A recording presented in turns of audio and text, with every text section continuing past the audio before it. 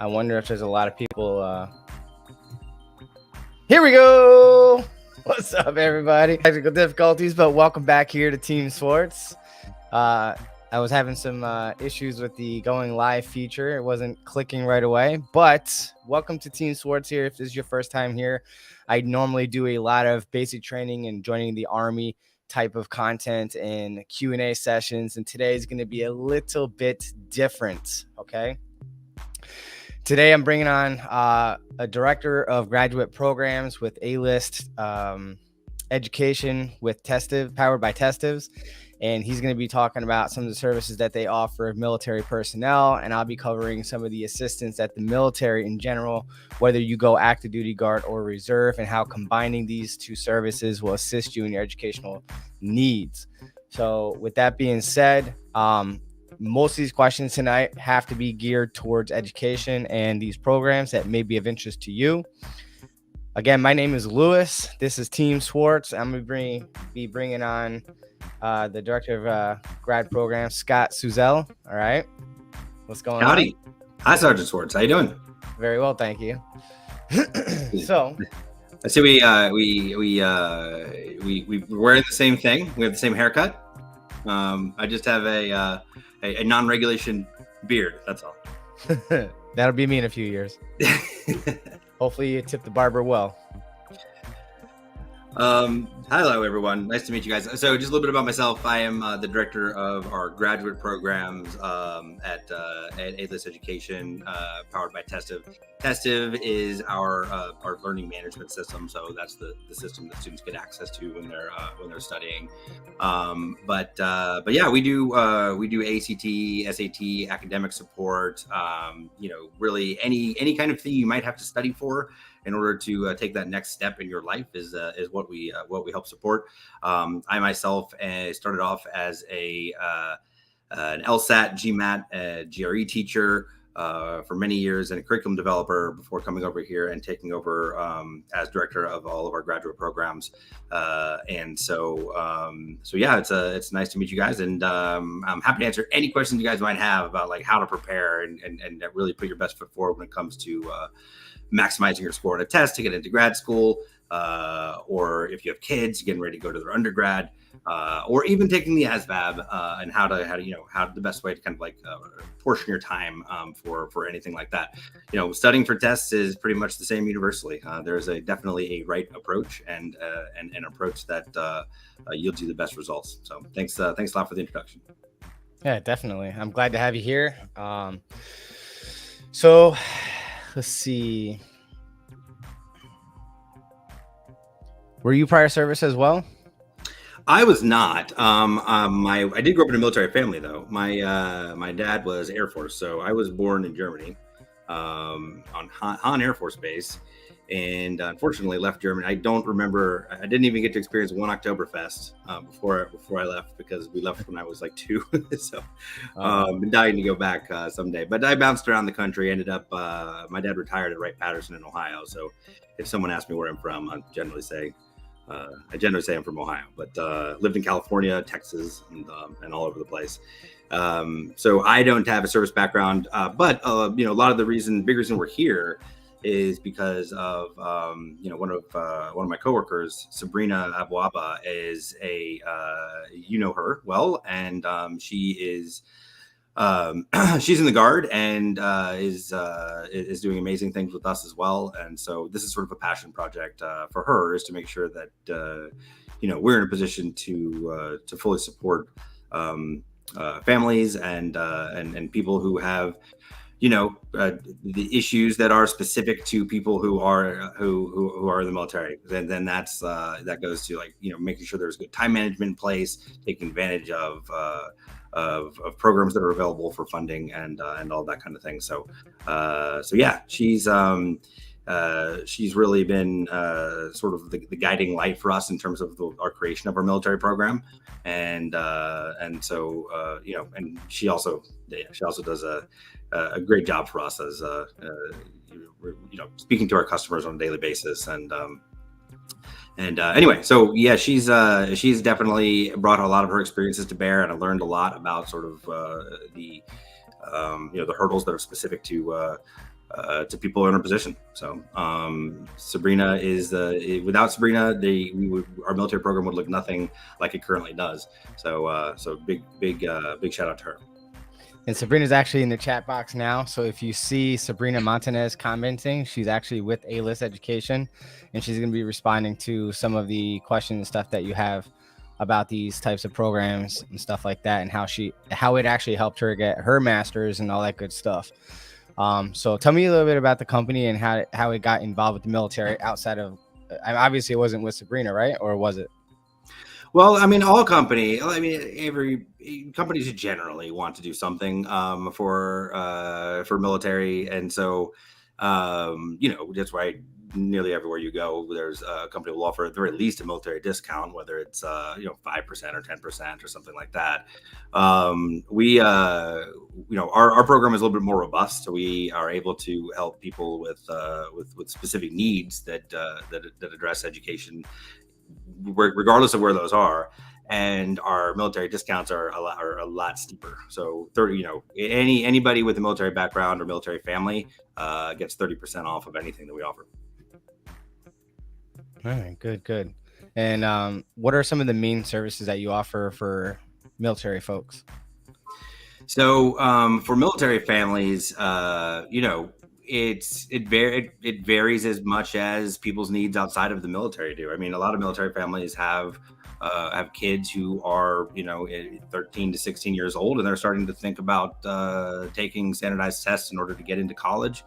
We have students who are studying for the ASVAB or for the GT portion of the ASVAB, and need a bit of a boost, and we can always help there and use whatever resources the students already have, or we can offer them resources as well to use. We also offer a lot of free services for military. So if you need to take a practice test and get some analytics back and figure out where you are and how far you need to go, we offer all of that stuff for free.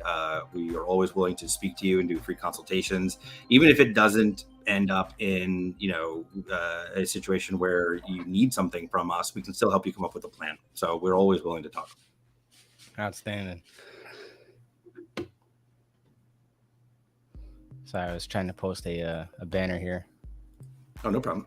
But yeah, if you guys have questions about education, military education programs, stuff like that, we're going to be going through some stuff right here that's going to be educating you on the post 9/11 GI Bill, the 1606 Select Reserve Montgomery GI Bill, the federal and state tuition assistance programs. We'll talk briefly about the yellow ribbon events and stuff like that, and how that can help you and your families and such. He's going to talk to you about some of the programs that they have that will help you, in addition to what the military offers you as a service member, either currently serving or when you get out of, let's say, active duty, or if you've ever deployed, because there's a lot of information out there and a lot of different benefits that will help you and your family.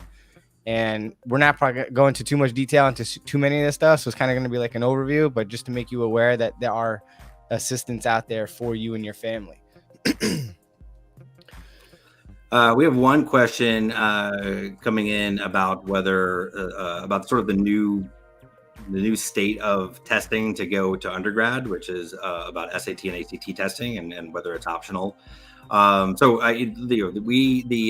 lot of changes happened during COVID, and one of those changes was the change in policy for a lot of schools. And so the ACT and SAT, in order to go get an undergrad degree, used to be an absolute requirement, and that's and the SAT and ACT weren't just for students who were coming right out of high school either. I mean, the SAT and ACT was a requirement for admissions for a lot of students. Now, a lot of schools did have a policy where if you're coming from military service and applying to an undergrad, sort of like later on, and it's been years since you've been in high school, then the tests were optional in that case. But it depends school to school. Now, when COVID came along, a lot of things changed. Access to tests became more difficult. A lot of tests and a lot of administrations of tests got canceled because I had one student who was supposed to take the ACT, and it was the test was supposed to be in November, and the lead proctor couldn't make it because she had COVID. So no big deal. They have a backup plan for that. And so there was a backup proctor. The backup proctor also had COVID.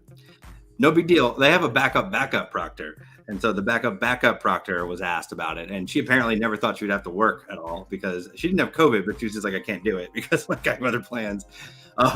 So those are the kinds of things that were happening during COVID and made it very, very difficult to depend on people, actually getting access to scores. And so, everything became a lot of schools, nearly all of them became test optional at that time. As we move forward, we've seen some schools go back to requiring the SAT and the ACT, and others sort of, bunkered down, and we're like, we're not, the test isn't a requirement for us.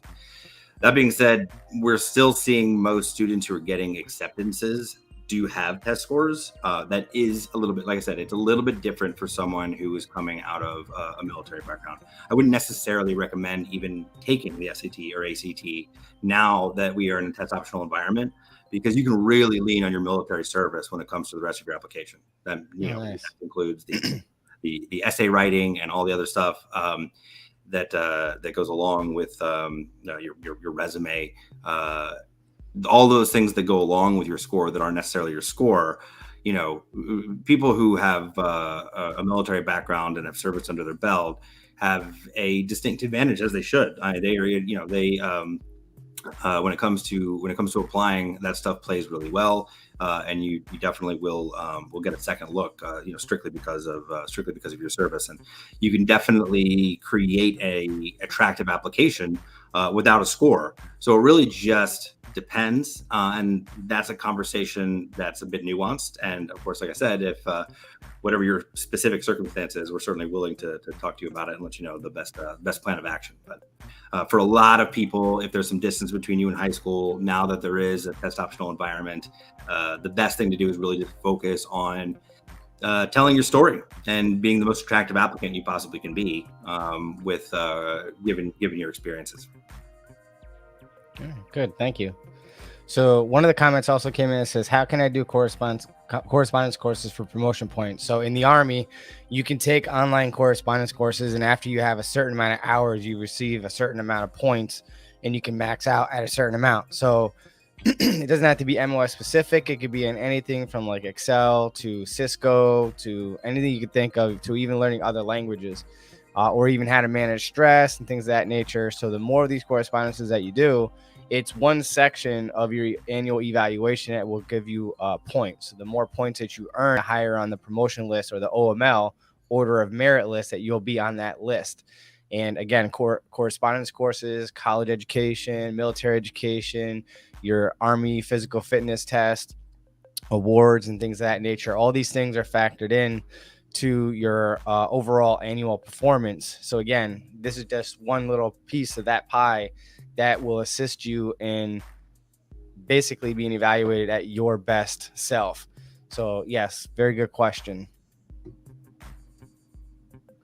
And he also says, can you all go more in depth about the GI Bill as far as using it for dependents in the future, and how does that work? So as of right now, currently, you have to have at least 6 years of service completed and be willing to extend your contract for another 4 years to meet that 10-year minimum requirement to be able to transfer that benefit of the post 9/11 GI Bill or your GI Bill benefits to your spouse or your child. So that may seem like a really long time for most folks, but for those of you that decide to make this a career, that's going to be nothing. I've always had a 6-year contract throughout my entire career. I have over 21 years of service, 4 years left on this current contract, 2 more to be eligible for active duty retirement. I've already transferred my GI Bill benefit to one of my daughters, and now I get to split it with my second daughter that was just born last month. So this is a huge thing. Hopefully it doesn't go away. They've been talking about removing it, but that is a huge, huge benefit. So that is a really good question. Thank you for asking that question. Next question is coming in from Hey Dennis. How does the federal TA, tuition assistance, differ from the GI Bill for current Air and Army National Guard members? So when it comes to federal tuition, it doesn't matter if you're active duty, Guard, or Reserve. It caps out at $4,000 per year. That's it. All right. And again, federal tuition assistance is different than the GI Bill. You have to understand that the GI Bill is essentially a scholarship program that goes directly to you, direct deposited into your bank account to offset the additional costs for college outside of tuition, like books, transportation, food, pretty much anything you want to use that money for. The federal and the state tuition assistance goes directly to the school, so you don't even see that money. So one of the perks of going Air or Army National Guard, depending on your state, I'll post a link if you want to figure out what you get for your state in the chat box. Like here in the New York Army National Guard, we pay 100% of your tuition up to your first 4-year degree to any CUNY or SUNY college, meaning any public college or university, whether it's SUNY Albany, SUNY Buffalo, or the regular community colleges. So that's a huge benefit, and you don't even need to use your federal tuition. So if you're going part-time, you might want to explore the Air and the Army National Guard for that main reason, to maximize your educational benefits. And again, they're totally different. And recently in May of this year, they made it so that you can leverage and use your federal tuition and the GI Bill at the same time, where previously you could not. All right. So that feature usually gets turned on and off depending on the needs of the Army and so on and so forth. But very, very good question.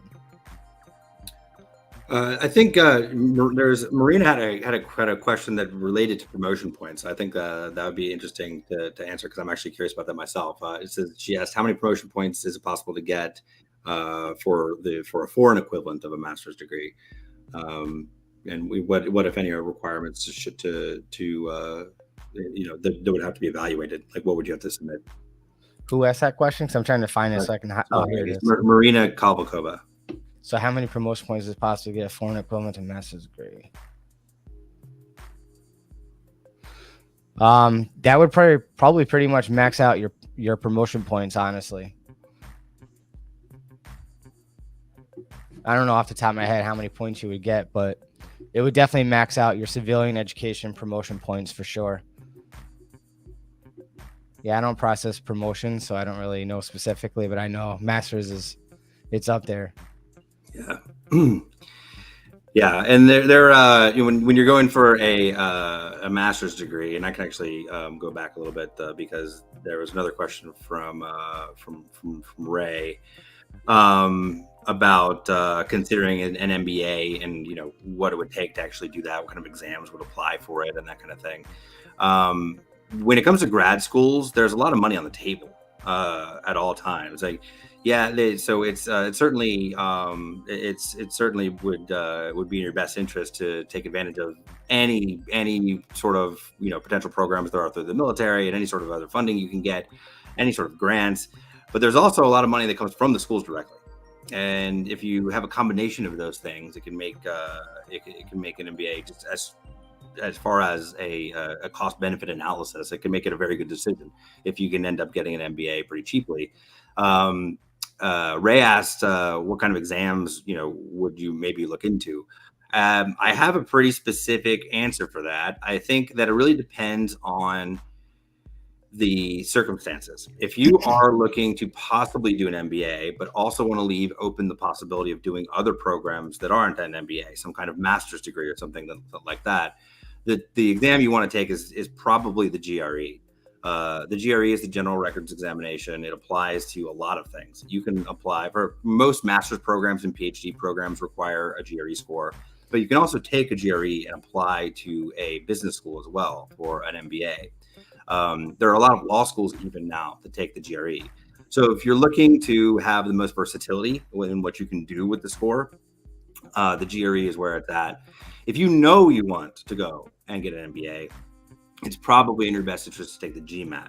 The GMAT is it's specific to business schools.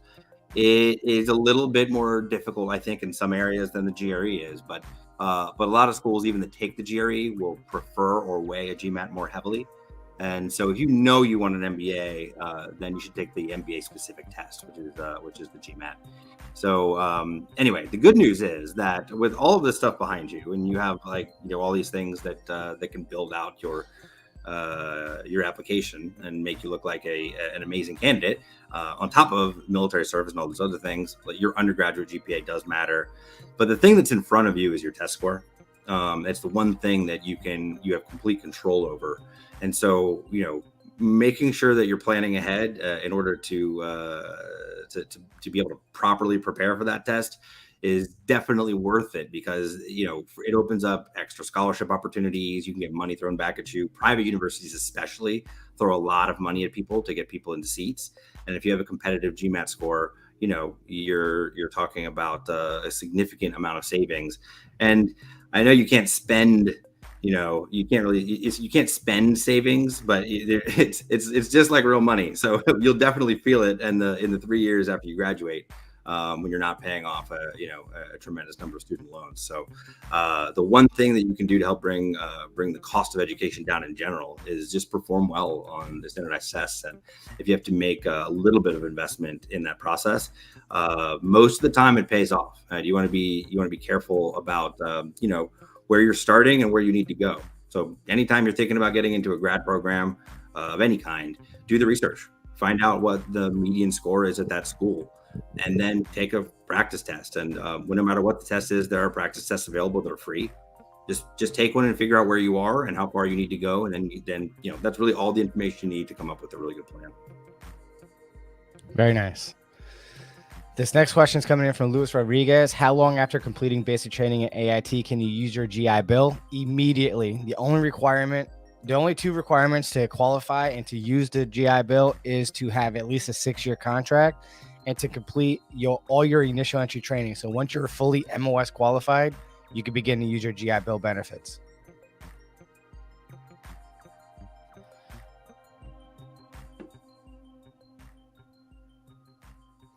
And this one's from Kate. I think we sort of answered this one before, Sergeant Swartz, but again, this is sort of the recent trend, is that all these the SAT and ACT are test optional in a lot of cases. So this question changes depending on if you're talking about your kids or if you're talking about yourself going back for an undergrad degree. For the most part, it probably isn't going to make sense to take the SAT or ACT unless you can post a very good score and it becomes a competitive advantage for you. And a lot of stuff on the SAT and the ACT, if you're 22, 23 or whatever, and deciding to go back to undergrad, there's a lot of stuff on the SAT and ACT that's from 7th, 8th, and 9th grade. And so, even people who are still in school are like it's like, it's been a long time since I've done any of this stuff. And so it's, in the test optional environment, it makes the most sense probably to just lean on your strengths and just go ahead and apply. Now, if you have kids who are getting to be test preparation age, which means they're, freshmen, sophomores, and juniors in high school, then in that case, I would still recommend studying for one of those tests and taking them. You don't need to take both. If they're universally applicable, you can take either one. No school really cares if you take the SAT or the ACT. So you just choose one that feels the best to you, and definitely put in some time. When it comes to all this stuff, planning is really important. It becomes very, very difficult to cram a bunch of study into a few weeks.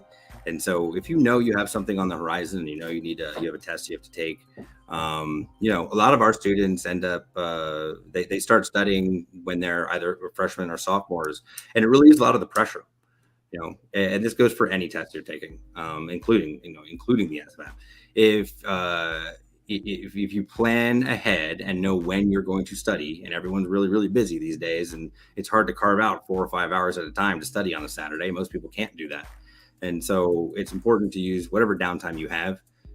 Really important to kind of plan out your study and make sure you're getting the required number of hours in, and leave yourself some cushion. And if you have some cushion to make a mistake, and come back and fix it before whatever your test date is, it's better for your score, your performance, because it's a lot less anxiety inducing. And I know any sort of standardized test can breed a lot of anxiety. It's kind of a stressful situation. The bottom line is, if you're practicing and you're practicing way ahead of time, it doesn't have to be that. You can see the score that you want a few times in practice, and know that when you go take the real thing, you're going to do at least that well. Yes. So here in Befit'em also asked, what are the differences between the Montgomery GI Bill and the post 9/11?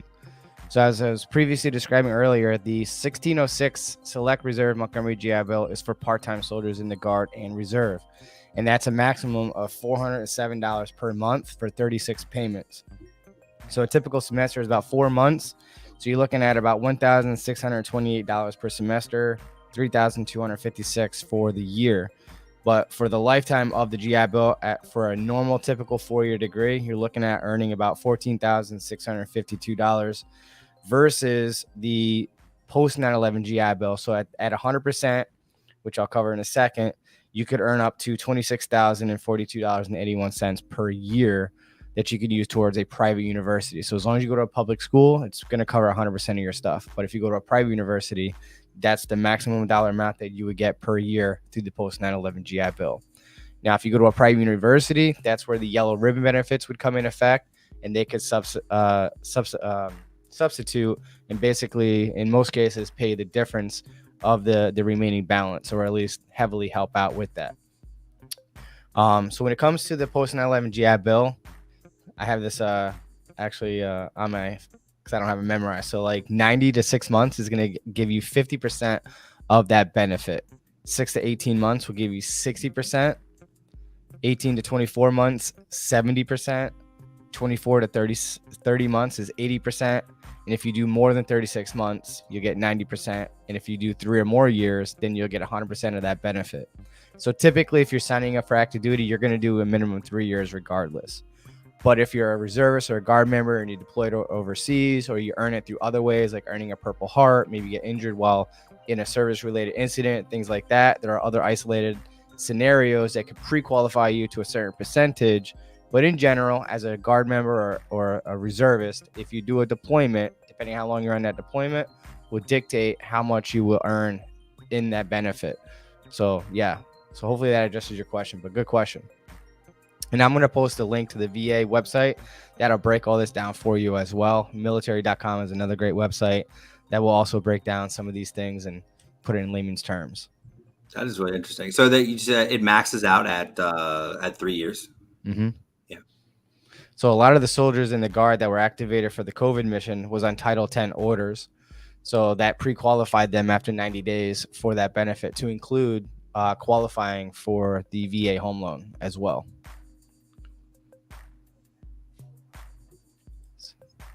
I don't know if you guys addressed this one from Kate. Can we help with finding colleges that are test optional? So yeah, certainly. There is actually, let me go into a bit more, get a bit more specific here.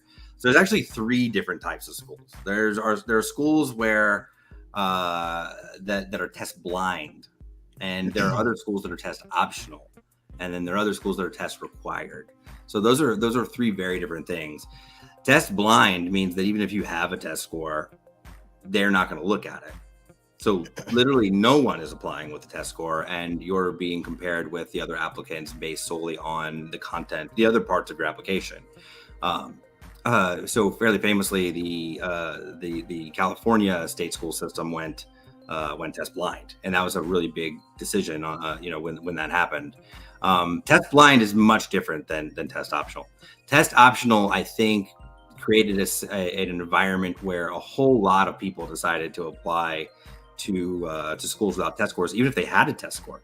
Because why not? I mean, why not try to apply to a school where your test score may not have been very competitive, but it's test optional now, so you might as well give it a shot and throw in an application.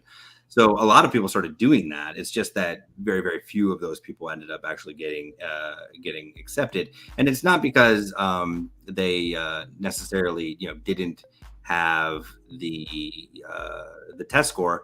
It's because a lot of people were applying to schools that were huge reaches for them based on the other parts of the application, including their GPA and everything else. But look, if you have a compelling story to tell, it's like applying to colleges is like a popularity contest. The people that are on admissions councils want to accept people that they would like to be roommates with. Our director of college advising likes to use that anecdote, and it's absolutely true. It's like they're reading your essays and everything else and determining whether or not they they enjoy you as a person. And so there is an awful lot that you can do to cast yourself in the best light. And in a certain way, you should definitely present your essays and all that stuff. And as far as knowing which colleges are optional and which ones aren't, yeah, we can absolutely help with that. It's really, really easy for us to sort of give you a curated list of colleges in each category, and you can sort of make a determination on a plan on which ones to apply to.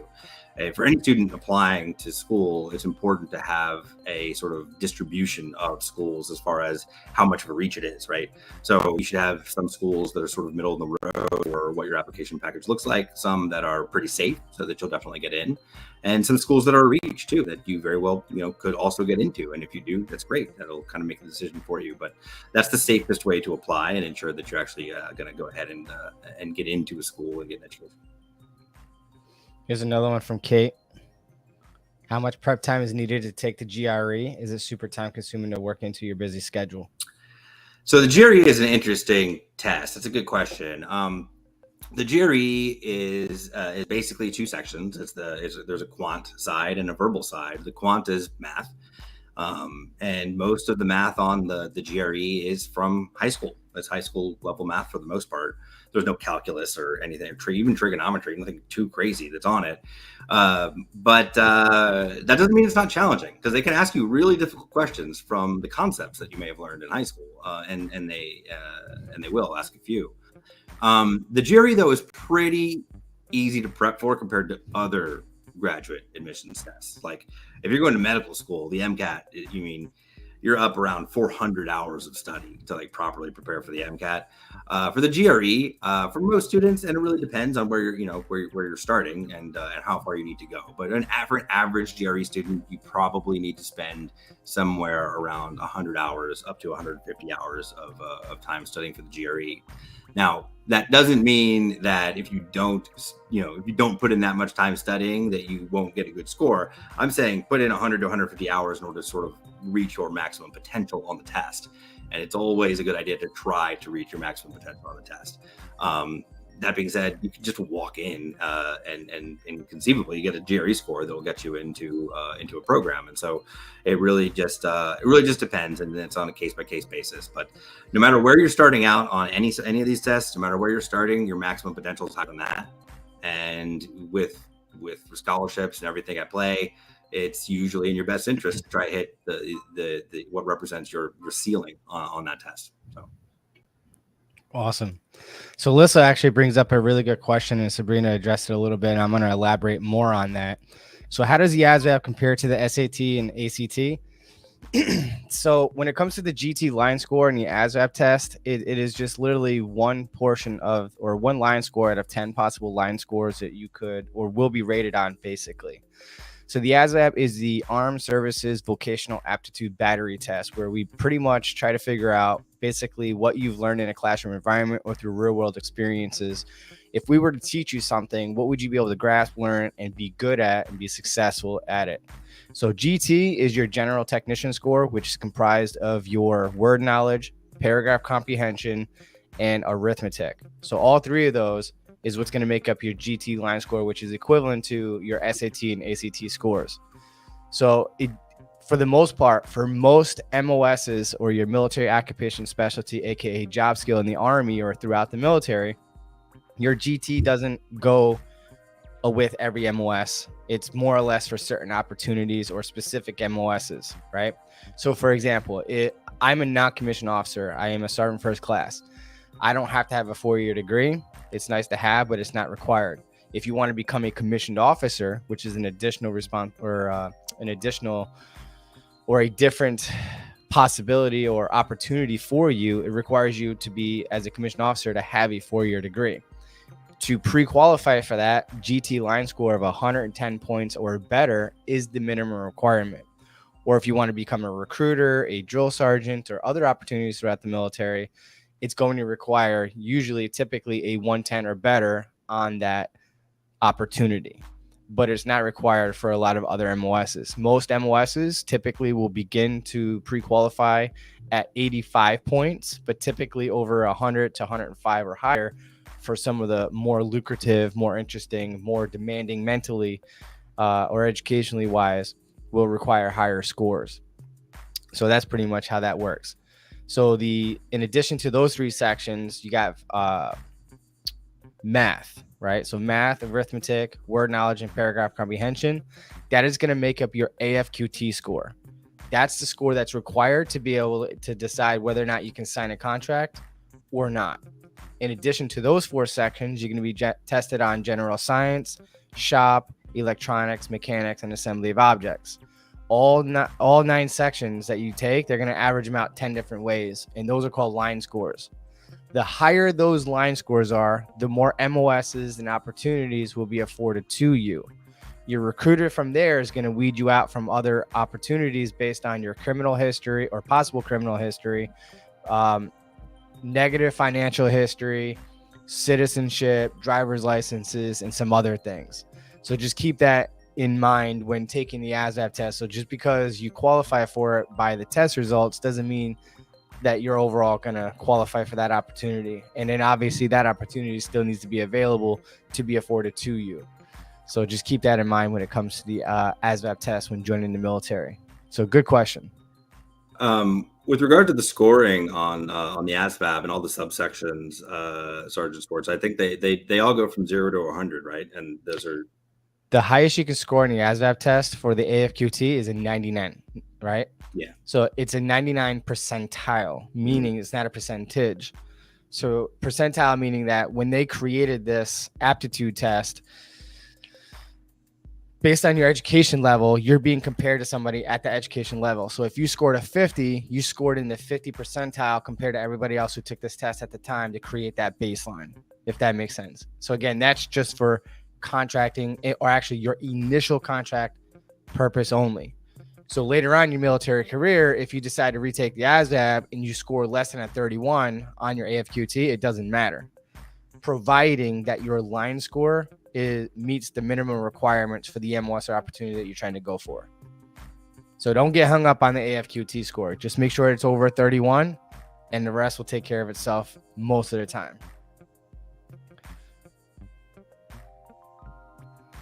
I'm not sure what the VR and E is.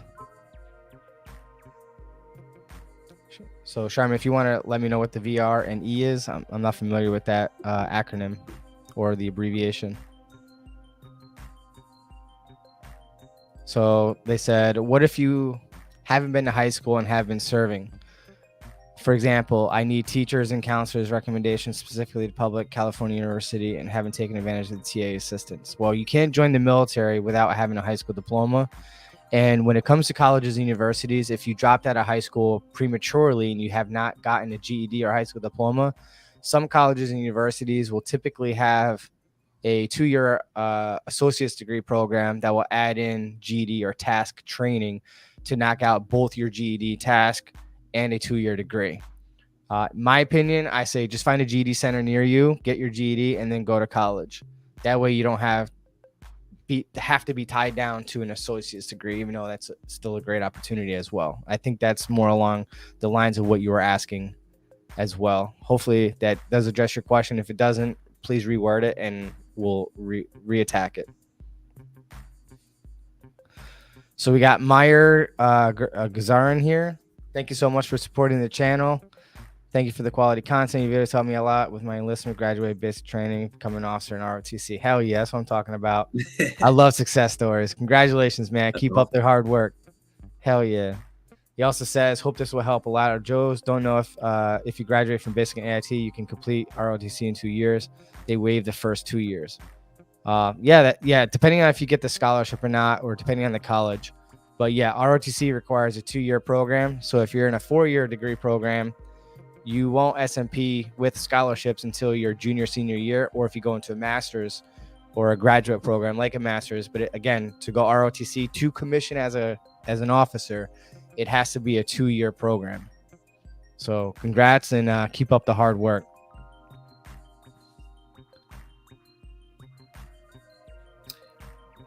I think Sabrina was trying to clarify the VRE reference. She said that she believes it's referring to vocational benefits. Oh, okay.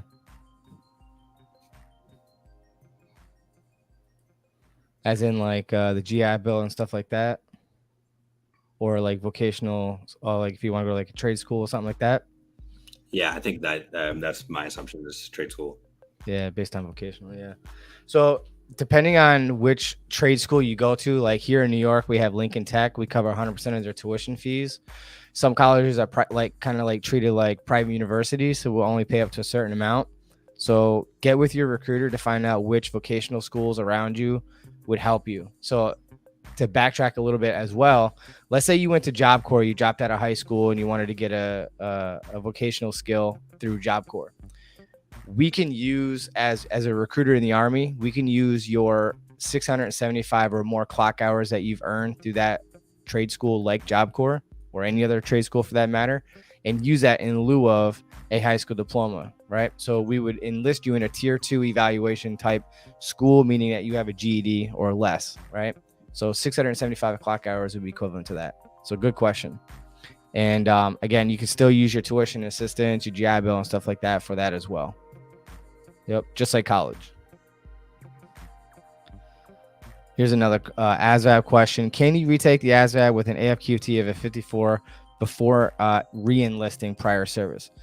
So because your prior service, I would support you, because you don't have to have that requirement of scoring a 31 or better as a recruiter. I don't have to worry about it because your prior service, you've already taken the ASVAB and did your time as a service member.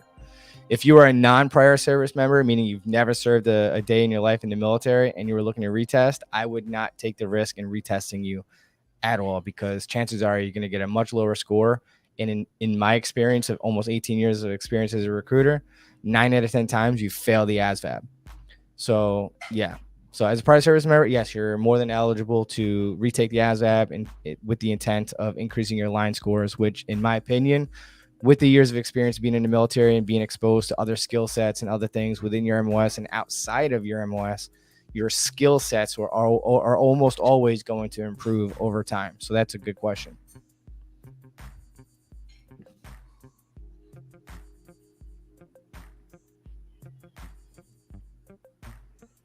So here's another question.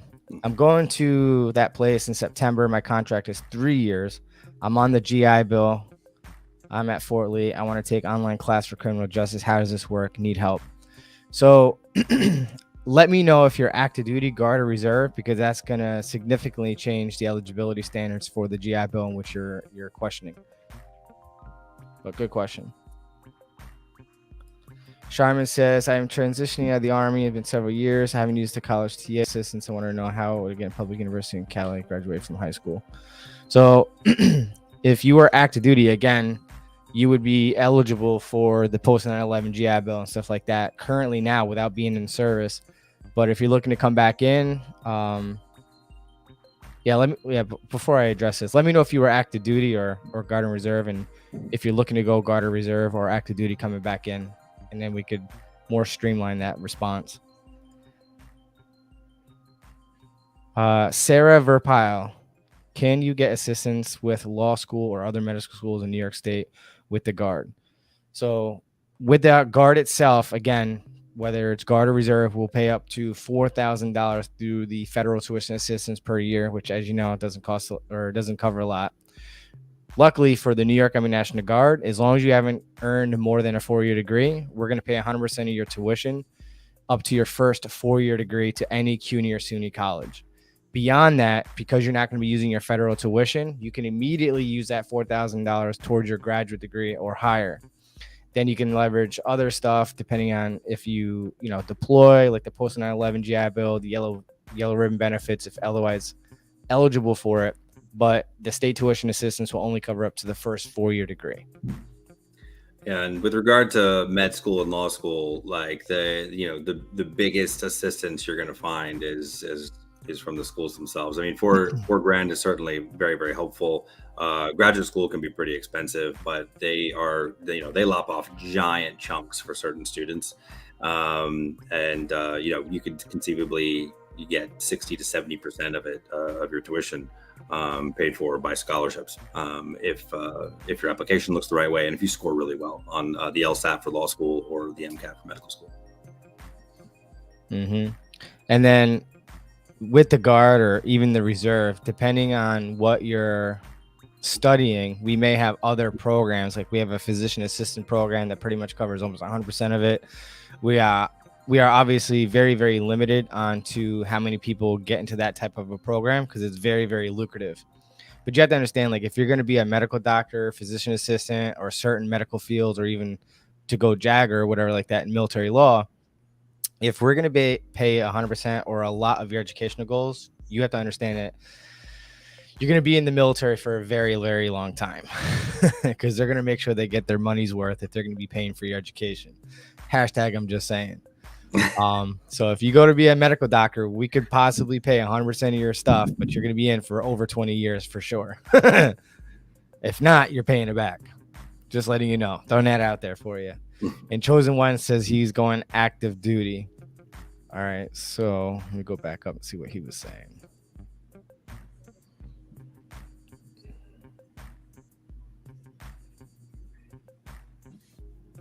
All right, so the thing about with being active duty, you might have to wait until you leave active duty, right? Because you can't, from my understanding, you can't use the post 9/11 while you're on active duty. I could be wrong. So if somebody who's active duty is using it, let me know. I'm active duty. I'm not using it because I'm saving it for my child. But you'll be using the federal tuition and more than likely taking, best case scenario, one course or class per term. If you're taking 2 or 3, God bless you. All right. I'm a very busy person as a recruiter and content creator for YouTube and stuff like that. And I find it hard enough just taking one class. I could just imagine how it feels taking 2 or 3 while maintaining a full-time job, being a husband and a father of my children and so on and so forth. So you'll be able to do one class per term. But when you leave active duty, say 3 years from now, then you can definitely leverage 100% of your post 9/11 GI Bill benefits to any college that you want. But if you do decide to make this a career and continue on and do 10, 20 years, you'll definitely earn your degree 100% free, leveraging the federal tuition and stuff like that. It's just going to take, that timeline is just going to be a lot longer versus if you were to go Guard or Reserve, where you could focus 100% of your efforts on college while serving part-time and leveraging the benefits to your advantage.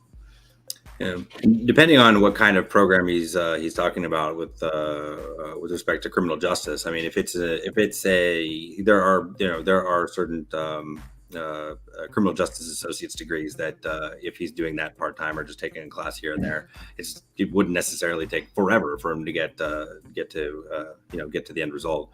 But if it's certainly if it's a 4-year criminal justice degree, that's a little bit different. So it really just depends on what program that is he's looking at. 100%. And Sabrina with A-List Education is also saying that anyone who here is on the live stream right now, A-List is offering up to 50% off of their services with a free consultation. So feel free to reach out to them, share with them whatever it is that you have planned or thinking about doing, and they'll take things from there. So this is a good question coming in from Sasha.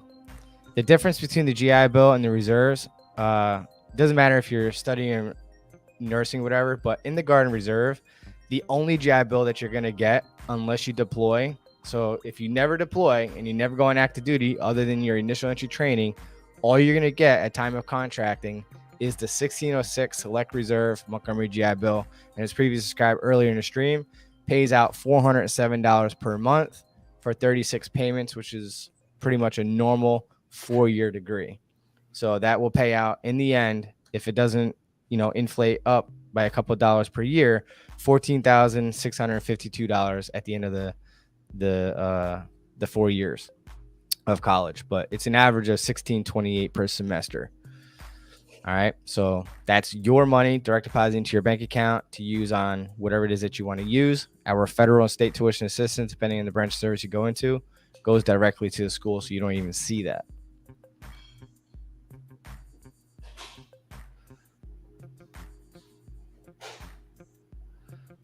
And let's see. Charmin says, trying to go ROTC, and I don't meet letter of recommendations in foreign language and high school requirements and need some help.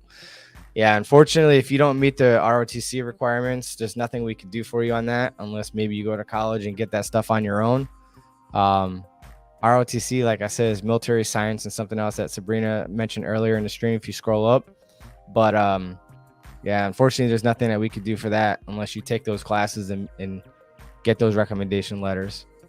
Yeah, and there may be a way around that. I mean, you can still go and grab a foreign language, a foreign language requirement as it through a open enrollment course. That's still possible. And as far as letters of recommendation go, it may just be, the trouble with letters of rec is if you put too much time between yourself and your recommenders, it becomes difficult to ask for them. I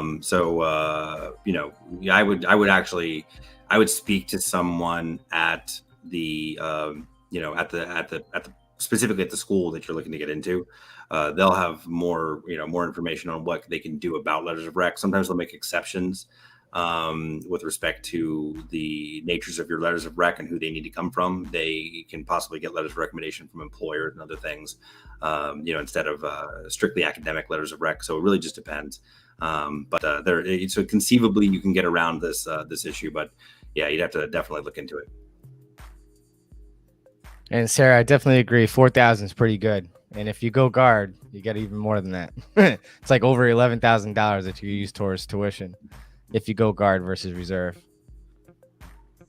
No pun intended. Alyssa asks, does A-List offer any group classes for law school exams? Yeah, we do actually. We run group classes. We keep our classes small. The courses are designed for to try to encourage a lot of give and take between the students and the teacher. So a lot of online classes, you end up sort of not on screen. You can't speak. You have no microphone. It's just any questions you have, you would just chat into the chat box. So a lot of the online classes that are around look like that. Ours are very different. Classes are capped at 20. The next class we have, let's see the calendar. It is in preparation for. So there's 2 more LSATs remaining this year. There's one in October and one in November. And so the course that we have coming up begins on September 7th. So it runs Wednesdays on September 7th for 6 weeks, and then ends the week before the October LSAT. So again, the registration is open for that class if anyone is interested in going to law school and needs to take the LSAT this fall. Very nice. So chosen one, to address your question, what I'm going to suggest to you, because you're going active duty, right? So once you get to your first duty station, you're going to in process and all that good stuff. What I'm going to suggest to you is just get there first, get acclimated, get in process, feel it out, see what your unit's doing, because you don't know if they're getting geared up for deployment or anything like that. It used to be in the past that you needed permission. I think they did away with that because it's online classes. But I'm not sure exactly what your MOS is, but figure out what your daily grind is going to be like. And if you think that you can handle one class, because if you fail a class at college, the Army is not going to pay for it. We don't pay for failure. You have to maintain at least a 2.0 or better. If you do anything less than that, it's coming out of your pocket. So get to your first duty station, get acclimated, find out what your schedule is like, your daily battle rhythm, get accustomed to your new lifestyle, and then register for the next semester and just test it out with one class online and take it from there. That would be my best advice for you. I thought I'd be able to take 2 or 3. I did that one. And I was like, oh no, I'm good. 1 is more than enough for my level. Still maintain over a 96% average, but it was rough. It's pretty good though. Thank you. Yeah. It's hard. It would be hard to keep that up for multiple semesters. I did that for 3 terms. You did for 3 terms. I was gonna take 2 classes, and then that would have led me into when my daughter was born in June, and I was like, nah, I'm good. I had to focus on making mission early, so I stopped. I'm gonna go back in starting in September. Awesome. Yeah. Get back into that battle rhythm. Yeah. It's somehow having a daughter keeps you even busier than all 3 of those classes did, I'm sure. Oh yeah, for sure. Raymond asks, it's kind of intimidating to think about going back to school after a long time. How do you vets you guys have worked with usually do as students? So I'll be honest with you. As a high school student, I was your average C+, C student. I'm not going to lie. I don't have any excuse, rhyme or reason. it wasn't important to me back then. I was, as long as I checked the box and got my high school diploma, I was happy. Like, I didn't care about my SATs. In fact, I didn't even take my SATs. My mindset was, I'm not going to college, maybe go to a trade school. Thought I was going to active duty, ended up in the Guard instead. Now I'm here on active duty in the Army National Guard as a recruiter, killing it, doing great things. In college now, going part-time. And to put it into perspective, my college, post-university in Connecticut, I'm taking their online courses. They gave me almost 60 college credits with my military transcript. So I already have basically an associate's degree worth of credits because of my military transcript. So they convert your military transcript into college credits as long as it goes to the degree that you're trying to go for. If I went with business management, they would have given me almost 70 college credits, but they literally gave me about 54 credits towards a communications and media, because I like to do a lot of content creation and social media stuff.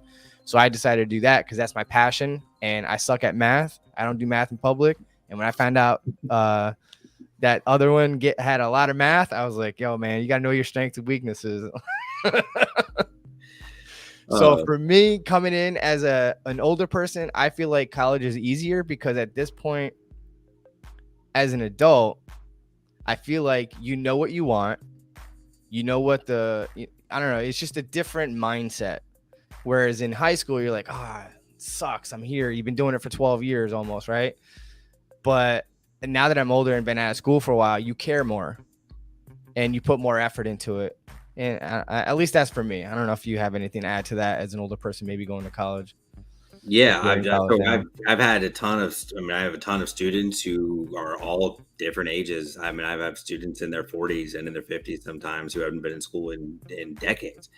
And I completely understand the sentiment that it can be a little intimidating.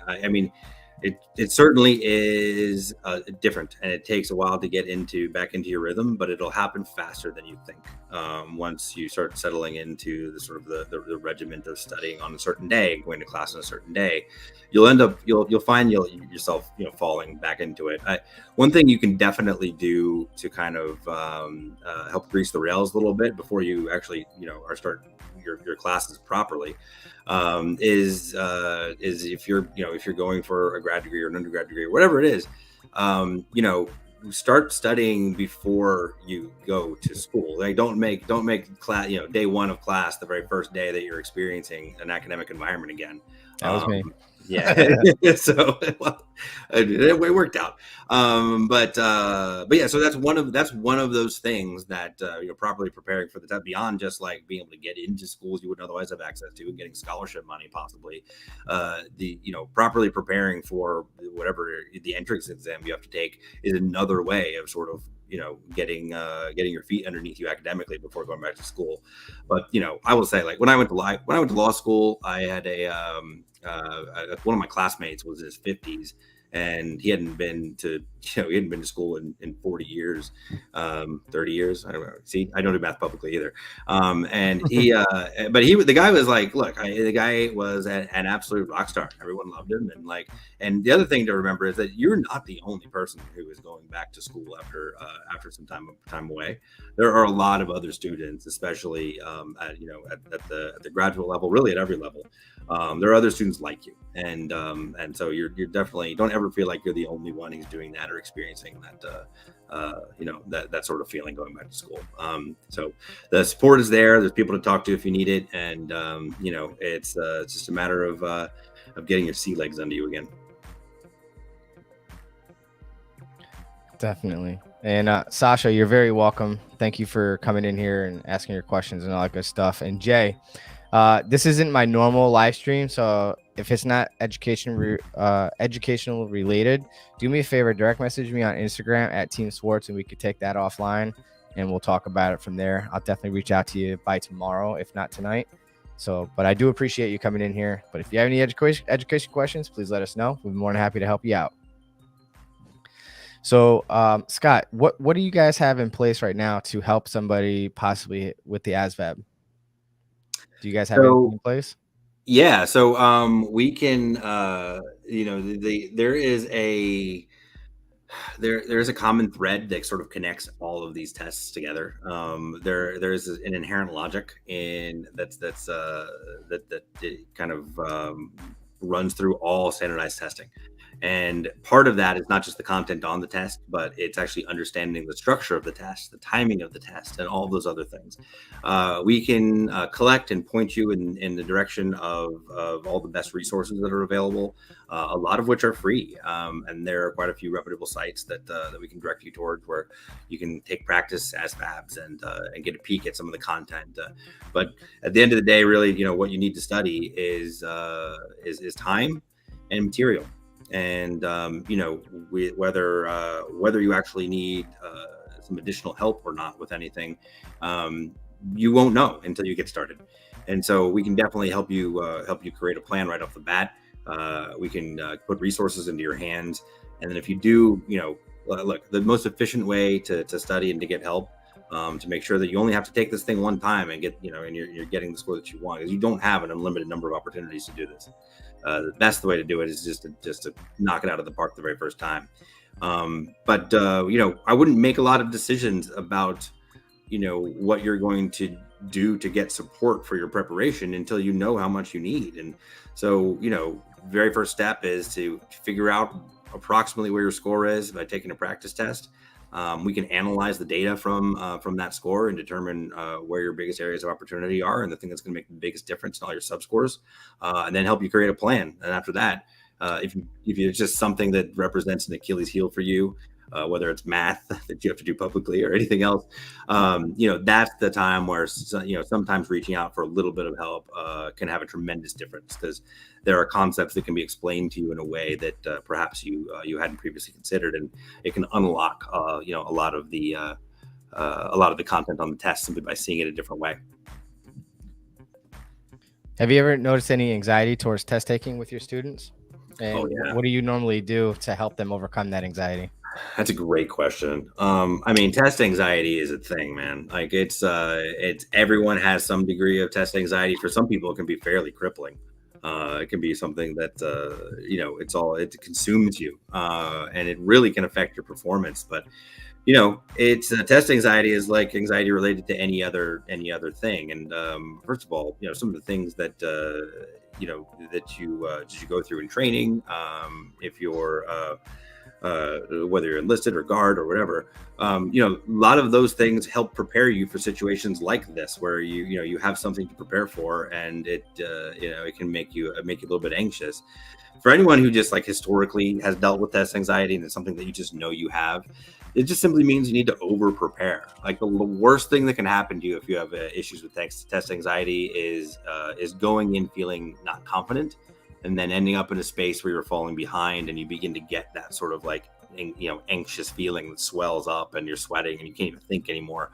You need to do everything you can to avoid putting yourself in that position, which means over prepare. So over prepare to the point where your confidence doesn't allow you to be anxious, and you can do that. Like you can for any standardized test at all, you can go into it knowing how you're going to perform, because you've practiced before, and it's the same thing. It doesn't really change. And once you know you can do it at your home, you can do it when the real test day arrives as well. And that knowledge is extremely powerful. It should never be a thing where it's like, boy, I hope I have a good day when I go in and take this test. It's not. That shouldn't be the situation. The situation should be, I've prepped as hard as I could. I controlled all the things I could control, and I did my very best to prepare for this thing. And I've already earned my score. And so now I'm just going to go in and collect it. I'm not hoping for a miracle. And so that's the best advice I can possibly give about test anxiety. I'm a horrible test taker myself, but I don't know. Maybe I just think I read too much into the questions. But my biggest struggle in college so far is writing in APA format. I just can't. I cannot get into the groove and actually enjoying writing because I'm too worried and concerned about citing everything. To me, it's a distraction, and I lose my flow. Like I get so stressed and so frustrated with APA. I'll automatically consider myself losing points just because I don't do it 100%. Do you just sometimes just write everything out and then worry about citations later? Yeah, Otherwise exactly. It breaks up your thought process too much, and it's really difficult. It is, and I hate it so much. Like, I don't even understand why they do it, but whatever. It is what it is.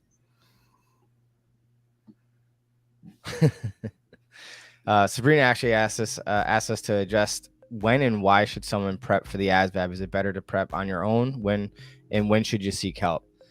So as a recruiter,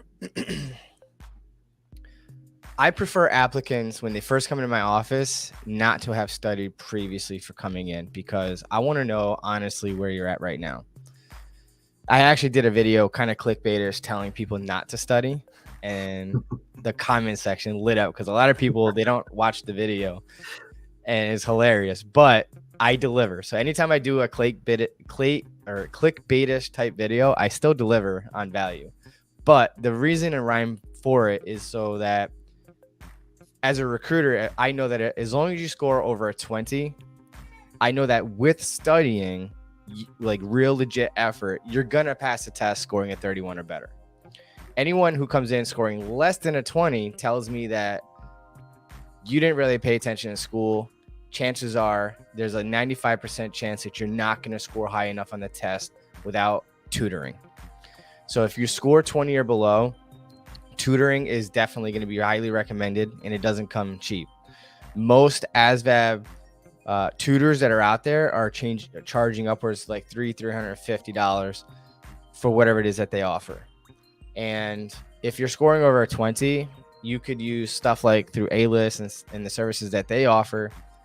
And you could actually study for free through like Grammar Hero on YouTube, Gammon All Tutors, things like that are free at your disposal, to include studying from a book, whether it's ASVAB for Dummies, ASVAB for Idiots, the Kaplan edition, so on and so forth. There's all kinds of free resources out there. But at the end of the day, you have to study. And even if you do get a good score on the practice test at the recruiting office, you should definitely brush up in your math and arithmetic. In my opinion, those are the two main sections that most of us suck at. Unfortunately, studying for word knowledge and paragraph comprehension is a waste of effort. Unless you're memorizing every word in the dictionary, learning the prefixes and the suffixes aren't going to help you, because if you've ever taken a practice test or the ASVAB, you know that most of those words don't have neither of those. So it is what it is. Just choose option 3 if you don't know the answer and you can't make an educated guess. When it comes to the paragraph comprehension, however, to me, it's strategy. Read the question first so you know what you're looking at. Because if you're like me, you'll begin to read the paragraph, you'll finish it, read the question, and forget what the hell you just read. So then you have to reread the paragraph and be like, oh, the answer is right there in the beginning. I wasted so much time. And because of it being set up kind of like the SATs, where each section is timed, where you have to answer a certain amount of questions, a lot of them, in a short amount of time, you feel that pressure, right? So that's why it's important to streamline that process by reading the question first so you know exactly what you're looking for. Once you find the answer in the paragraph, stop reading and find your multiple choice answer. And when in doubt and you can't make an educated guess, choose option 3. Also, ASVAB test hack. When the time is running out, if you got like 10-15 seconds left and you have questions that you haven't answered yet, 3-3-3-3-3. Whatever you don't answer automatically gets wrong. So you get a 100% chance wrong for each question that you don't make an attempt on. So if you go 3-3-3-3-3, you have a 25% chance of getting it right. So on the practice test, to test out that theory here in America, our teachers always telling us, when in doubt, choose C. I chose all 1s, 2s, 3s, and 4s. 3 scored the highest. Although it's not passing, it scored the highest, thus proving that that point is valid. All right. So all 3s on the practice test will get you a 21. So just saying. So math, unfortunately, or fortunately rather, is like riding a bicycle. So if you've been out of school for a while and it's 10th grade level math, so when you take the practice test, you'll see what I mean. But by relearning and familiarizing yourself again with the different steps, the formulas, it'll come right back to you. And math is something that you could rapidly learn in a short amount of time versus learning English or reading vocabulary words and so on and so forth. Yeah, I echo every single one of those points. And the way that Sergeant Swartz described approaching paragraphs is one of the main strategies. That's not just for the ASVAB. Like, this is the same strategy we would use. You know, if you're taking the LSAT, you read the question first, so you know what you're looking for prior to reading. It's a more efficient way to approach it. You don't want to do more work than you need to in order to get a result, and you don't want to spend more time than you need to either. That's why I talked earlier about sort of there being an inherent logic to standardized testing in general, and that's part of it. It's kind of having a clock in your head that lets you understand how much time do I really have per question. When is the right time to make an educated guess, or when is the right time to spend a little bit more time being sure I know what the answer is? Like, those kinds of things are the things that take a little bit of practice. Word knowledge, you're right. You're not going to cram word knowledge in the week before you have to take a test. It's difficult to improve much on your vocabulary in a really short period of time. If you do want to improve your vocabulary and you have some time to do it, the best way to do it is to force yourself to use the most commonly tested words in conversation. So you can just annoy the hell out of your friends and family and just use words. Why are you saying that? Like, because I'm studying. And so if you do that, though, you'll remember how you use the words in context, and you'll be able to remember the definitions. And so that's the best way to study vocab. If word knowledge is an issue, again, like Sergeant Swartz said, it's hard. It's hard to study vocabulary and have it have a huge impact in a short period of time. Some students are really good at studying on their own. So to Sabrina's point, like, should you seek help or should you study on your own? That really just depends. Like, I think that every single student should, to some degree, study on their own. No one's going to be holding your hand through the entire process anyway, regardless. At minimum, on your own. Yeah. But if you feel you need the extra help, whether you can find free tutoring or paid tutoring, whether it's the ASVAB test or college and whatever your end state, your end goal is, it's worth every penny, even if it costs money, right? Because you want to achieve a certain goal. Mm-hmm. So, like, I hear all the time, somebody's like, oh, I want to pass this test because I really, really want to join, whatever their reasons are. In my mind, like, I can't tell them to go find a tutor. I can suggest it to them, but I can't tell them you need to go to this tutor, this, that, whatever. Yeah. But if this is something that you want, you'll find a way. You'll stop drinking Starbucks at $5 coffee every day. You'll save up enough money for a month or two to pay for that course that you can get the grade that you need to be able to join or pass whatever it is that you're trying to do. The most cost-efficient compromise. The most cost-efficient way to do that is to learn everything that you can learn on your own, and isolate the things that you're struggling with. If you bring that information to a tutor, they're able to do a tremendous amount with that. And to as far as like the expense of tutoring and classes, like, if there's a concept or an area, specific area that just you really can't wrap your mind around or you're struggling with, it may take 20 minutes of a tutor listening to you think through a problem and presenting it to you in a different way that all of a sudden completely changes your rationale. And that it's hard to put a price tag on that when it represents, like, the few areas that you're really struggling with. It's a tremendous help. That being said, you don't want tutoring for everything. It's no one needs tutoring for everything. So learn as much as you can on your own and begin to tag the things that you're like, I just don't get this. And then if you're armed with that information, that kind of ensures that whatever it is you need to do to prep, you're not you're spending the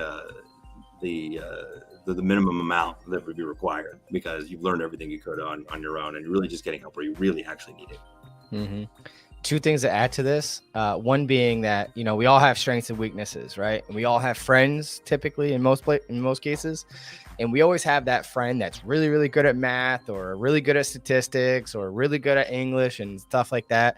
Leverage those people that you have free at your disposal to help you out. So if you're having issues with decimals and this person's really good at math that knows and understands it, maybe they could teach it to you, and that's free, right? Everyone loves free help and free dollars. Yeah, so that's why I sold my pickup truck after college, Sergeant Swartz, because I was the guy. When you have a pickup truck, everyone calls you for help with moving their stuff, and I was like, it's just like, it's cool and everything, but it's just not even worth it. Like, I just need to, just specifically because of that, I need to get rid of my pickup, and then I can just tell people I can't help you. I have a tiny car. I'm sorry. Yeah, that's funny. And the second point I want to bring up too is you have to have self-awareness of knowing what works best for you. Whether I forgot the technical terms for it, but I actually did a whole video dedicated to this. But like for me, I'm mostly a visual learner. So watching videos or watching somebody work things out and describe things, that helps me out. And I learn more by watching somebody and executing on my own. Whereas maybe you reading may be better from a book rather than watching videos or listening to audio podcasts or an audio session on teaching a specific topic or discussion, whatever the case may be. So finding the right approach to studying is going to help you out too. And short spurts of studying frequently over a period of time is going to help you better than cramming in 8 hours worth of learning all at once. So I typically suggest studying no more than an hour at a time, 2 hours maximum, right? And even in that 2 hours, you're taking at least a 30-minute break in between, right? Or 15 minutes here, 15 minutes there throughout that 2 hours so that you could, because it has something to do with being able to retain information better. Absolutely true. That is backed up by learning science. That is so true. In fact, during the course of even an hour long period, your retention is best if you're in a class. Your retention is best during the first 15 minutes and last 10 minutes of even an hour long course. So that is absolutely true. We can go to work and perform our jobs for 8 hours, but you can't learn for 8 hours straight. Retention is the thing. It's not, you're not performing a task that you already know. And so breaking your study up into pieces is really, really important. No 4-hour marathon study sessions. Those don't really help. It's much better to break your study up into about an hour, 90 minutes. If you have to study 3 or 4 hours in a day, that means you're not doing it all at once. You're maybe have a morning session and you do lunch and you do some other stuff and do some things you enjoy and you come back to it in the afternoon. Exactly. Because if you're doing it more frequently at a shorter spurt, you're going to be able to retain more in the long run, because they claim that immediately after, let's say you do an hour or 2 hour block of instruction for that class, right? You're going to forget 50% of that, of whatever you heard and was introduced to for that class an hour after that class. So think about that. You do the math. Sabrina actually asked you to discuss potential scholarship opportunities for scoring higher in the GRE, GMAT, SAT, and ACT. Yeah. So even a small jump makes a big difference. So when you're talking about these tests, you can think about it. Sergeant Swartz earlier was talking about percentile, right? It's like you're like in line, right? If you're in the 50th percentile, then half the people applying are behind you, and half the people are in front of you. Being able to increase your score from the 30th percentile to say the 55th, or the 50th percentile to the 80th, you're literally jumping in front of thousands and thousands and thousands of people.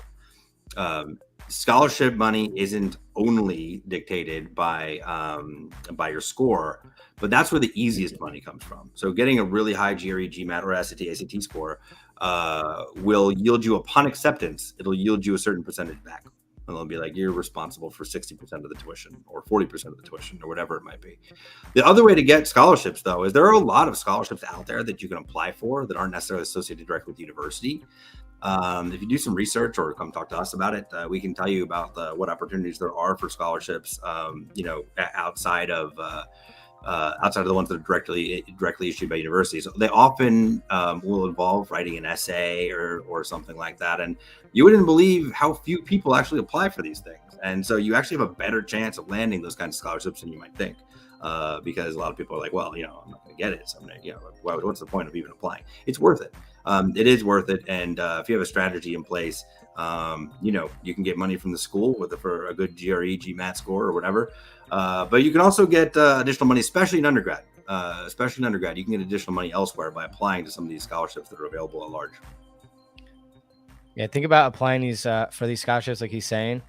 It is like your golden ticket to get extra and oftentimes free money that you don't have to ever pay back, right? But the reason why people don't like doing the essays and stuff is because they're lazy, because of people like me, right? That's why they created mail-in rebates rather than just giving you the rebate right there on the spot. Exactly right. Because lazy people like me don't mail in the rebate I and they don't save either. money. I know. I don't either. I should I'm quit horrible with too. that. So Sabrina wants me to explain about the ASVAB and why it's important for enlistment bonuses. So enlistment is a term we use for or in lieu of a contract. So when you sign your enlistment contract, you are inherently going to receive certain benefits. One of them being is a possible bonus. So to qualify for a bonus, you have to score a 50% or better on the ASVAB test. Typically, you also have to sign up for a minimum 6 years, but based on the needs of the Army, sometimes that fluctuates. But in general, a 6-year contract in a true vacancy, meaning no other soldier could be sitting in that slot, that's bonus eligible, and scoring a 50 on the ASVAB. But yeah, good question.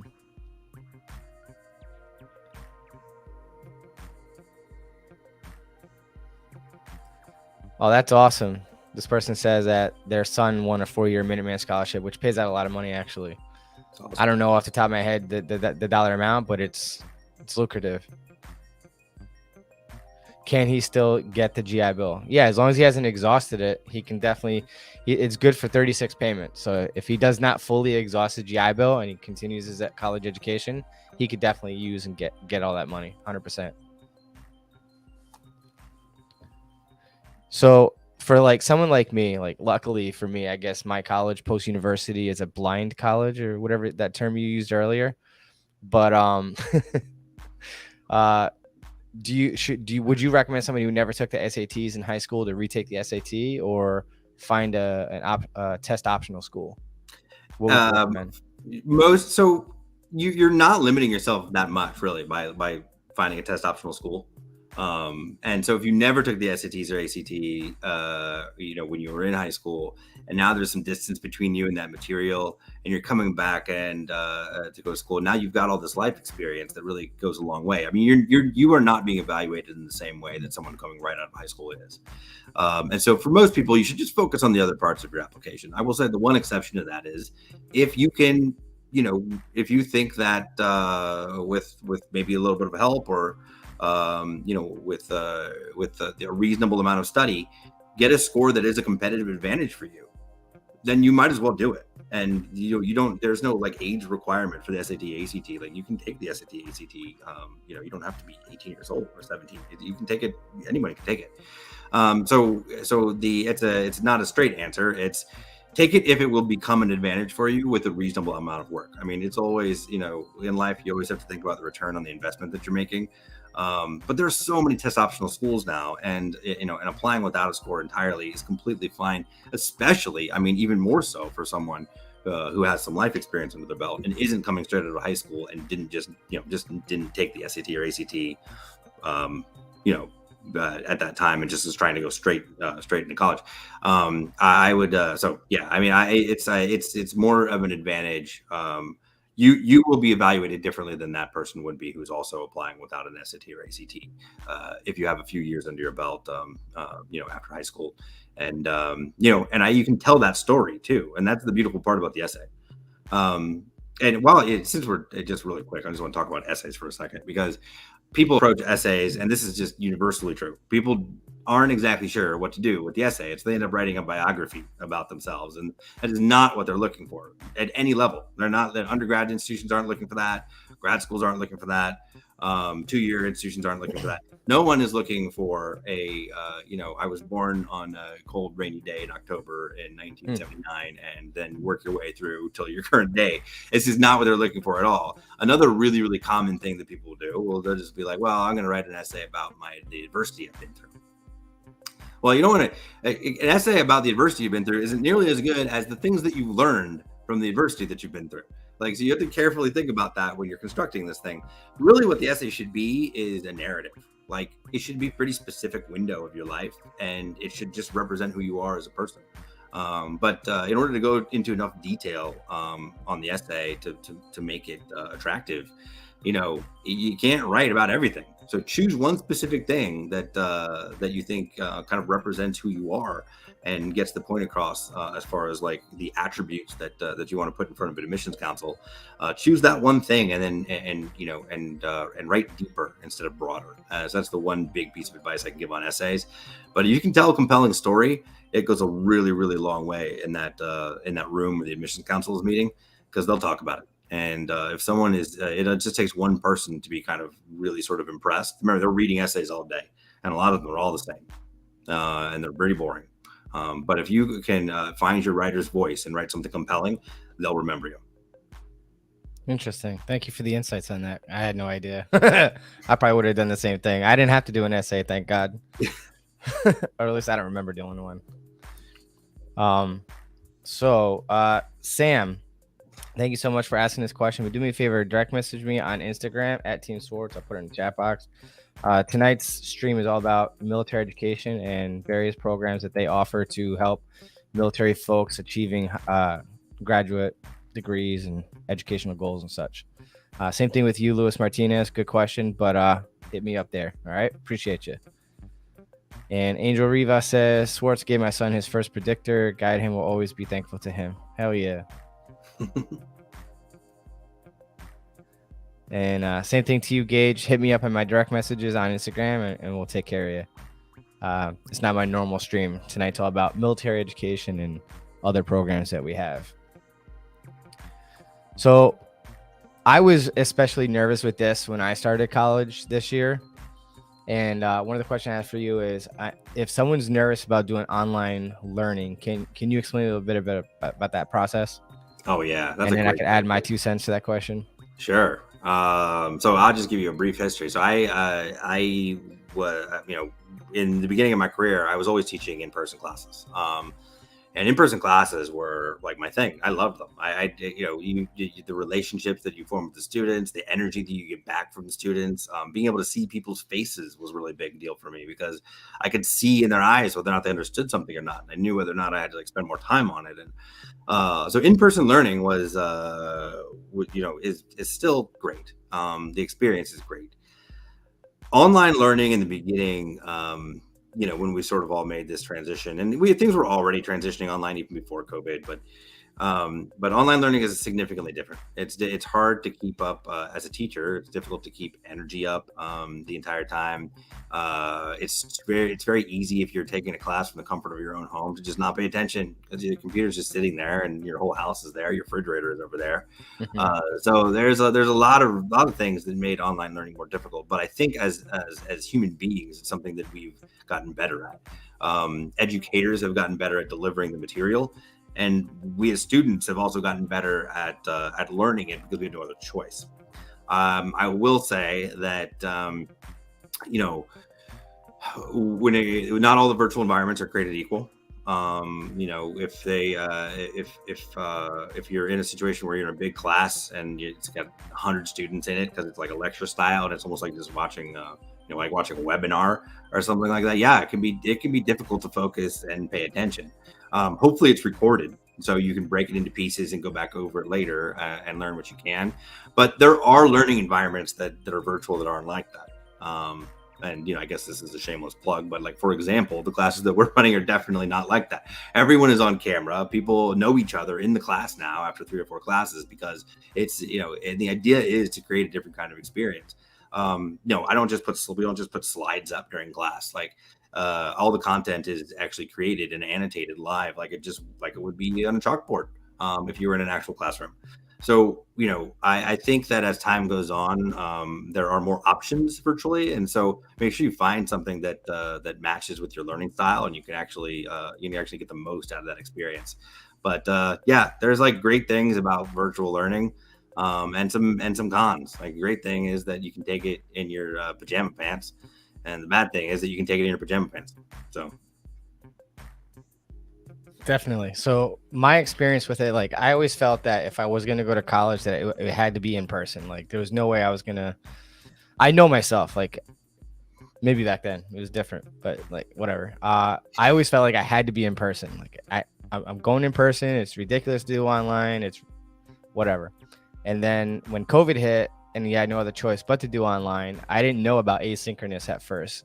And I saw my wife doing online classes, doing Zoom meetings and all that stuff. And I was like, I would, if I had any hair, I'd pull it out. I was like, that would stress the hell out of me. It's just sitting there. Like you said, there's so many distractions at home. There's so many things that, for me would distract me. I would not like that style of learning. I would rather be in person if we're going to do it.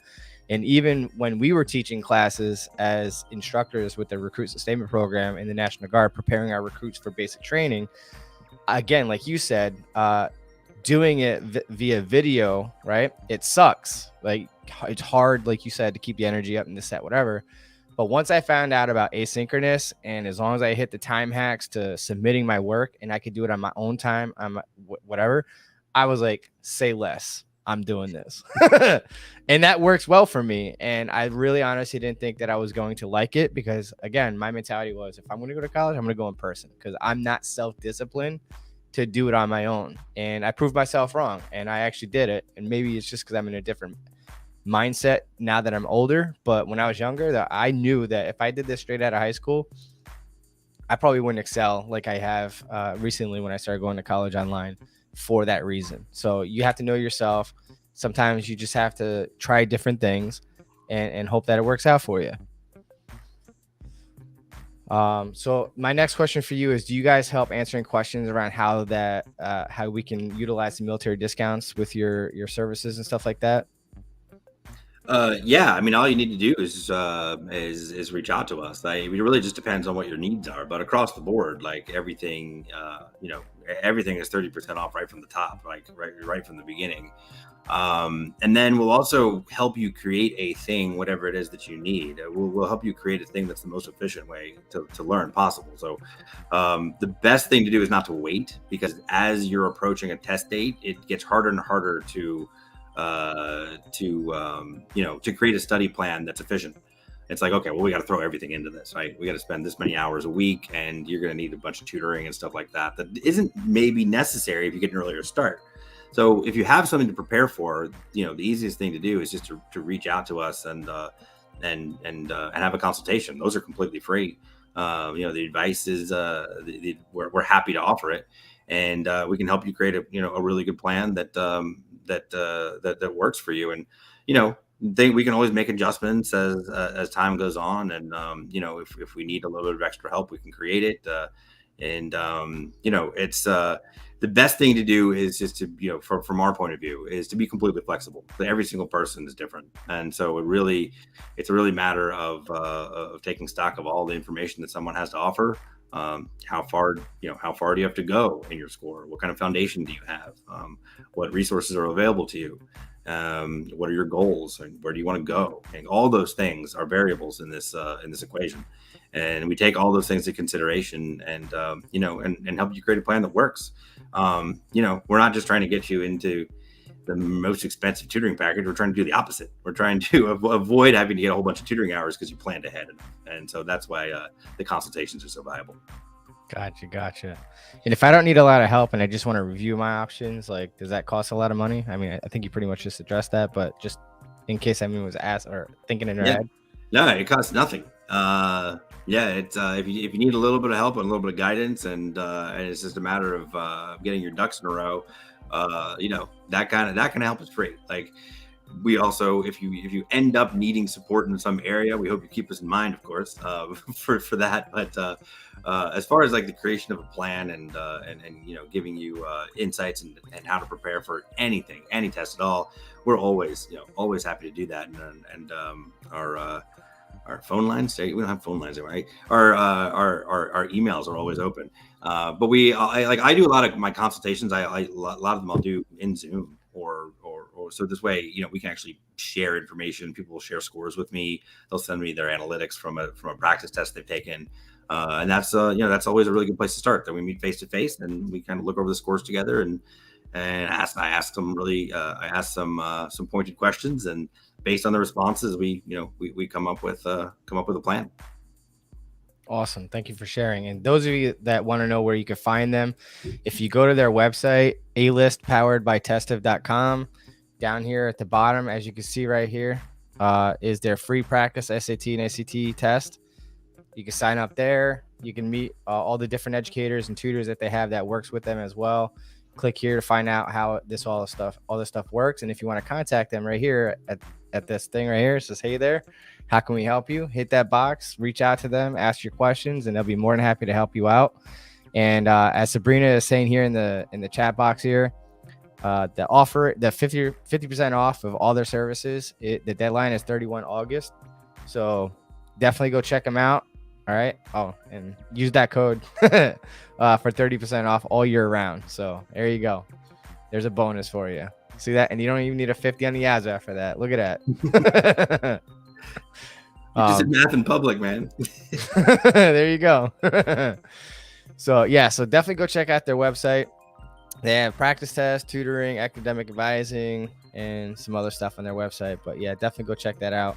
They do have a phone number at the bottom right here, because you were just asking if you had a phone number right here at the bottom. That you do have a number. So there we go.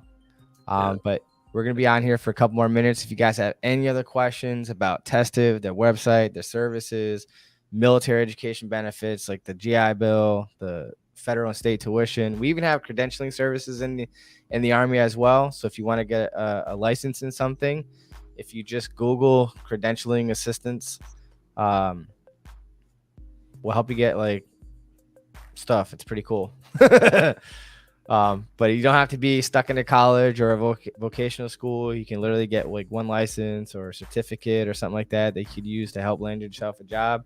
There's more than one option out there. I knew when I was in high school that college was not for me at that time.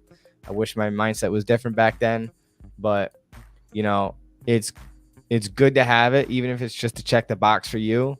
To me, college is not on the same level as it was 20 years ago. You don't need a college degree, but depending on what your goals and aspirations are, it's a requirement. And depending on who you're working for, the higher education, the more money you earn. So let that be your own motivation and just food for thought. Yeah, I 100% agree with that, and I don't think it's necessarily a requirement. It's a means to an end. Like, it's not just because you're going to college because you're going. I think there used to be a mindset where it's like I'm going to college because I'm supposed to. Go to college if you know, or a vocational school or whatever it is. Do it because there's knowledge that you require in order to do the thing you want to do. It's not about the piece of paper. It's not about anything else. It's you know, it's not about your social status. It's strictly about you know, there are things that you need to know in order to perform the way you want to perform and do the things and have the experiences you want to have in life. And so, you know, it should be entirely what it's about. You know, if it's you don't the days of going to a liberal arts school to get a degree in pottery and spending $90,000 doing it are over for most people. So. Yep. And some companies aren't even requiring college education. They want to know what skill set you have. Are you know, coachable? Can you learn? Are you a team player? You know, do you work well with others? Right. Sometimes they value that more than anything. And sometimes experience is actually more beneficial to some companies than learning theory at a college. Right. So I have my own mindset on certain things about college, but you know, I don't want to like trash talk college on here, since how this is what it's all about. But it's not the end all be all, is my mindset. It's nice to have. It's a requirement, especially if you're working for somebody else's dream. But if you want to work for your dream, you know, in my mind, like I could go to school or college to learn about business, but I'd rather go interview 10 businesses that are successful and 10 businesses that failed and learn about their lessons learned in both of those areas. And I think I would probably get way more value out of that than sitting in any class learning about business. Just my personal opinion, but neither here nor there. And then Angel Rivas, is there an entry test for the PA physician assistant program in the Army National Guard? Yes, you have to pass the ASVAB test, scoring a 31 or better. And if you want to become a physician assistant, you have to have a GT line score of a 110 or better. Obviously, be a U.S. citizen, qualify for a secret clearance. So yes, those are the minimum requirements. And then obviously, when you speak to an AMED, basically a medical recruiting officer, we call them OSMs, Officer Strength Manager, they can share with you the additional requirements to pre-qualify for that program. That is considered a specialty officer, and that's not really my forte. I can recruit general officers, but like JAG, medical, meaning AMED, chaplain, things of that nature. Those are specialty officers, and they have to get recruited by specific people because there's a lot of different nuances. Same thing with warrant officers and such. But before we wrap things up this evening, do you have anything else you want to add, Scott? Oh man, you put me on the spot. Was there anything else? I think we covered almost everything. I'm gonna end just by sort of reiterating something I said before, which is that there's no reason to stress out about this stuff if you take a balanced approach to it. Like, plan far enough ahead that it's never actually a stressful experience.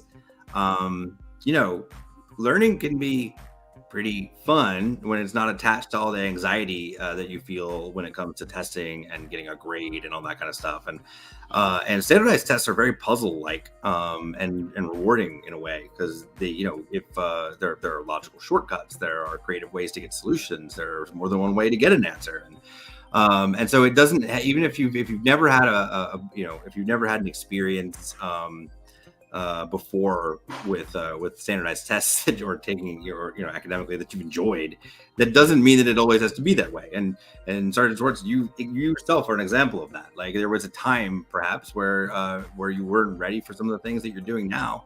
And anyway, and so it's whatever you did, you flipped a switch in your mindset and it changed things up. And so when I hear people say, like, I'm nervous about this because I'm a bad test taker, I immediately want to address that. And it's like, it can become a bit of a self-fulfilling prophecy. It's if you say it, yeah, it's going to happen. So let's not think about it that way. Whatever it is that you're preparing for now is different than everything you've done before. So let's just focus on this thing. So I think that's my big takeaway, or the big thing I want to leave you guys with is that there's always a way. Your maximum potential is always higher than wherever you start, and there's a way to get there. And it doesn't have to be something that stresses you out or causes you a lot of pain. It can be a fairly rewarding experience. 100%. And I definitely agree with you as far as planning and keeping things, knowing what's in the future and knocking things out earlier rather than being reactive. So a book that I want to recommend to anybody who's about to go to college, and a really, really good book just for life in general, is by, I believe his name is Stephen Covey, The 7 Highly Effective Habits of Successful People, or something along those lines. I get that. Really, really good book. All right, I read it not once, twice, and had to do it for a whole semester in college. So I aced that class. But the thing is planning is everything. And if you fail to plan, you plan to fail. So keep the end in mind and create things in between that lead up to that thing, right? So keeping the most important things first, your high value targets, know what your secondary targets are and your tertiary targets and all that good stuff. But very, very good read. If I could recommend any book, that would definitely be one on the top list of books to read to prepare you for life in college. And preparation is everything. So if you plan ahead, you'll be more confident. You'll feel better. You won't be as nervous or anxious. Sometimes, like he said, I'm one of those people that I'm just a horrible test taker. But the more you prepare, the more proactive you are rather than being reactive, the better your experience in anything and everything that you do. Anything else you want to add? I'm tapped out. I really appreciate you having me, though. It's been a blast. Yeah, this has been great. We'll definitely have to do this again in the future, maybe. But yeah, this is definitely good. If you guys have any other questions, definitely hit them up. The link to their official website, their Instagram is all down below in the description area. Go check them out. All right, go follow them, subscribe. Well, I don't think they have a channel, so don't subscribe, but definitely go follow them on Instagram and check out their link, check out their services. All right, and I think it was Swartz 30 right here. If you want year-round discount, 30%, but 50% until the end of August. So don't be afraid to pull that trigger sooner rather than later, so you can maximize your efforts. And definitely go check them out, because you don't know specifically what they have to be able to help you out. But they do offer free consultation. So have a chit chat with them and hopefully it works out for you. Scott, thank you so much for coming on here tonight and sharing your wealth of knowledge and all the services that you guys offer and everything. So hopefully it helps out somebody. And I'll see you all next week, Wednesday at 7 p.m. Eastern Standard Time. Thank you to Sabrina in the comments as well. And Caitlin, appreciate y'all. And that's it. Team Sports signing out. All right. Have a good night, y'all. Take care. Stay blessed. Be good. Dominate your day.